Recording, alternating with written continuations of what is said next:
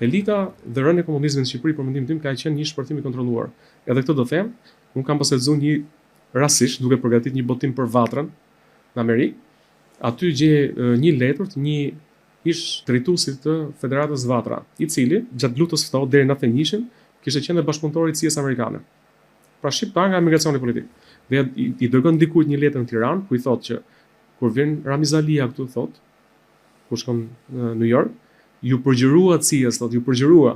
Dhe unë them që aty ata kanë bërë pakt se Ramiz Alia u përpoq të bënte gjëja një ulje të butë, por kjo ulje e butë që ndodhi në Shqipëri, pra ky revolucioni pa gjak, pa dhunë, se nuk pat një gjë të madhe, po ta krahasosh me Rumaninë e tjerë, kjo çfarë na solli ne?